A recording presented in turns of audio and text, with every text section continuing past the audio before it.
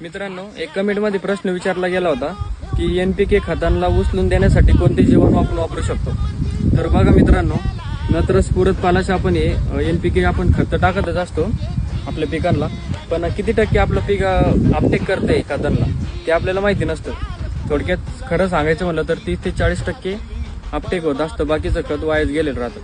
त्यासाठी आपल्याला azotobacter nitrogen उपलब्ध करून देण्यासाठी वापरायचं आहे आणि तसंच आपल्याला फॉस्फरस उपलब्ध करून देण्यासाठी PSB जीवाणू येत असते PSBचे, आणि राहिलं पोटॅश उपलब्ध करून देण्यासाठी KSB जीवाणू येत असते.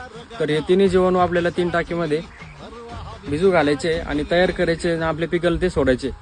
तर आपण हे टाकलेले खत आहे NPK ते कोणतंच आपलं वाया जाणार नाही. 80 ते 90% आपल्याला इथं पीक अपटेक करणारे खत, तर याचा फायदा आपल्याला 100% होणारच आहे मित्रांनो. तर या तिन्ही जीवाणूचा आपण इथं आपल्या आधारकीत उपयोग केलेला आहे. तुम्ही बघू शकता आपल्या आधारकीचा स्टंप, ग्रीनरी आणि फुटव्यांची संख्या कशा पद्धतीने आहे. आणि आपल्याला याचा आम्हाला तर 100% फायदा आम्ही घेतोय. याचा 2 वर्षापासून आम्ही यूज करतोय जीवाणू प्रत्येक